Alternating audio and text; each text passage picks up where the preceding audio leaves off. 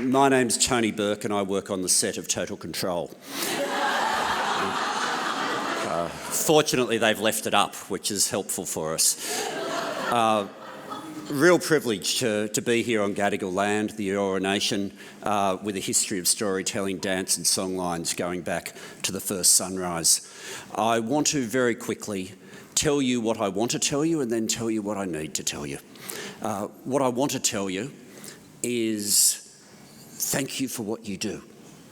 What I want to tell you is, as the storytellers of our nation, you're the people who help us know ourselves, know each other, and make sure that the rest of the world knows us. That there is something so far beyond simply being a generator of employment that you do in touching our hearts, our souls, and making us realise mistakes and errors in how our country runs that people would otherwise not know. And I've spent most of my time, ever since I was Minister for the Arts, under both Julia Gillard and Kevin Rudd, wanting to, at every opportunity, tell artists what I just said. During the pandemic, though, I discovered that for the government, it wasn't so much of trying to persuade them of the intrinsic value to our culture as to what you do. I had to convince them that you were even workers.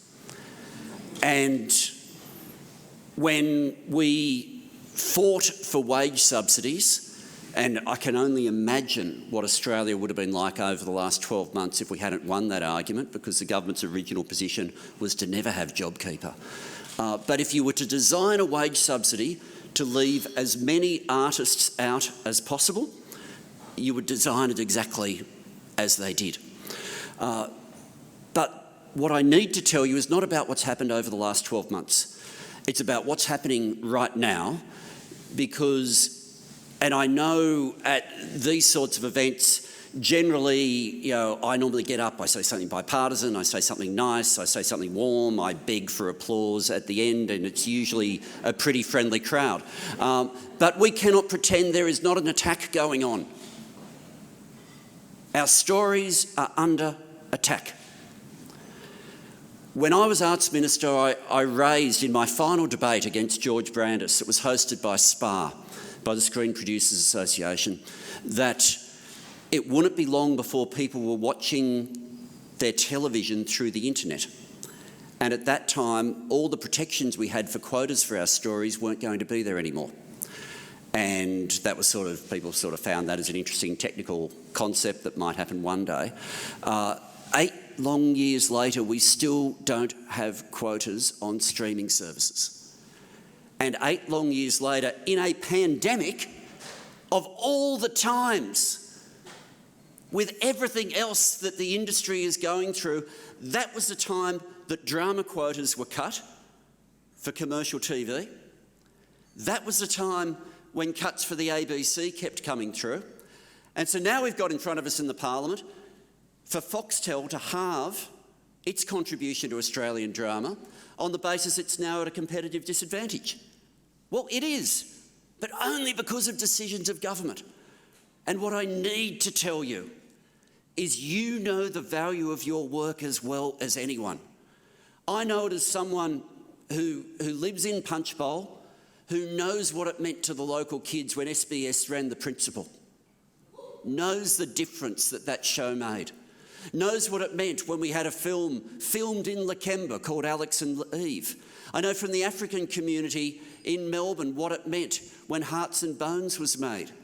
These stories don't just tell great drama, they validate our role in this country. To have a police crime thriller of Mystery Road grounded in First Nations stories as well is something that only your industry can provide. Now, don't get me wrong, the government's providing a whole lot of money for film and television at the moment, but it's principally for the Hollywood productions, and I welcome the jobs that come with that. But if they can pay for Hollywood stories to be told here, they can sure as hell make sure that your stories are funded too.